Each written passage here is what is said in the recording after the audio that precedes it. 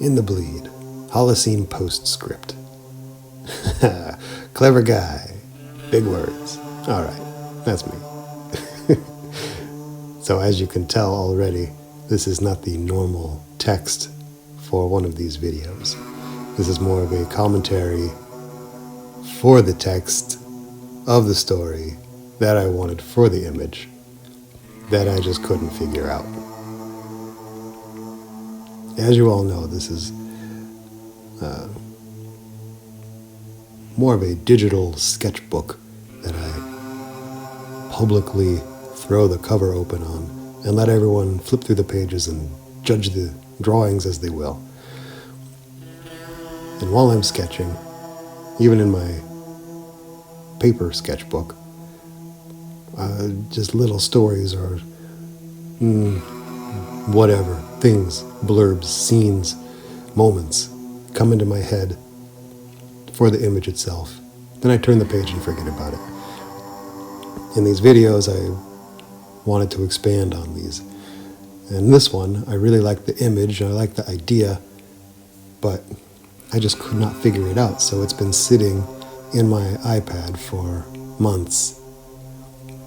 And now that I'm kind of doing new things and different things, I just wanted to post this and get it off my chest or get it off my mind, because I do like the image and my ego just wouldn't let me waste it and delete it. Yet I could not get the story straight on it. So here's what the story was intended to be. It's a few generations after humans have destroyed themselves through climate change and war and self-destructive nature. The last humans left were not the creme de la creme by any means. They were just the most brutal, barbaric, and closed-minded. The better examples of the species had been the first to get shuffled off the mortal coil a couple generations ago. And now even the rough, crappy examples are gone. The world is inhabited by no humans. All that's left are animals and monsters. However, the monsters are pretty chill with this.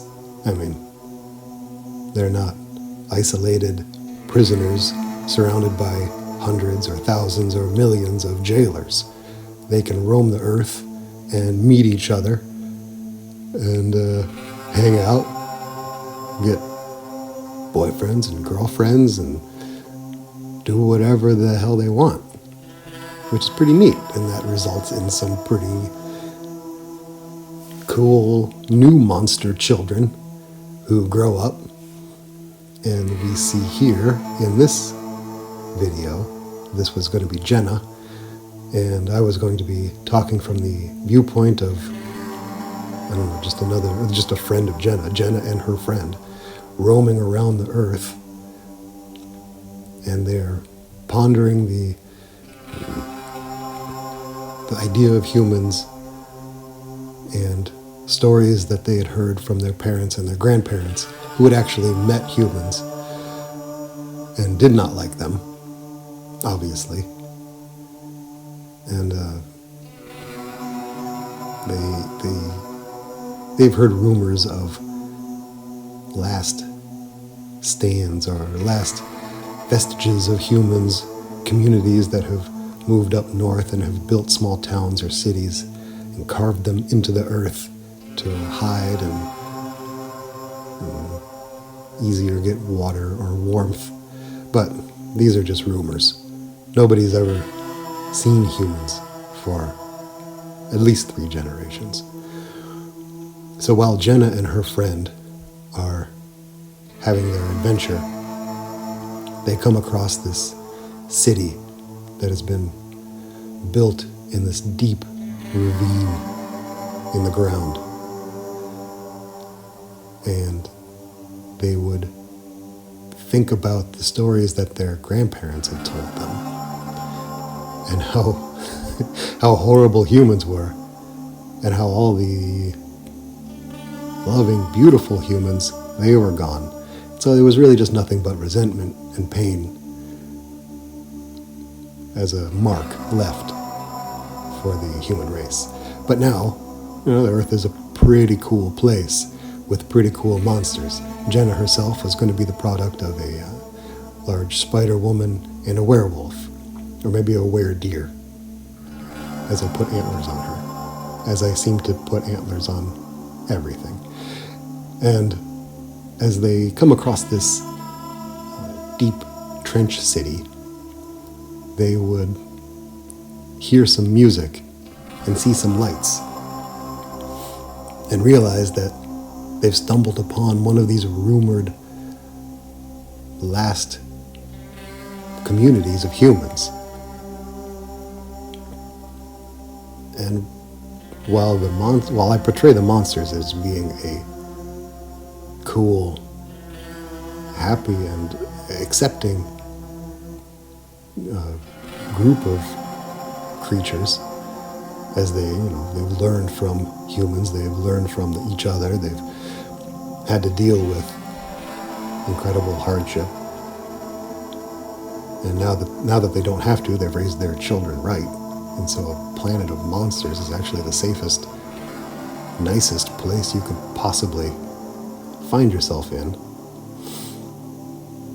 These two young monsters have found a group that is responsible for a lot of horrible things. And as I kept telling the story or rewriting the story, for some reason I always wanted it to end with Jenna doing a backflip into the trench city to just, wreak havoc, take revenge for her grandparents and all the monsters of history, and bring home some delicious human flesh for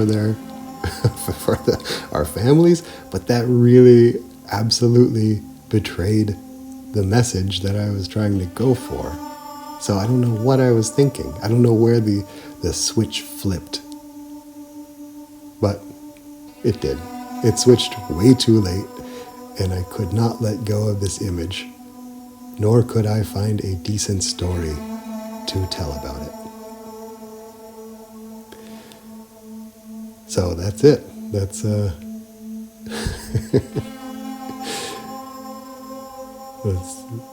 let's just hope that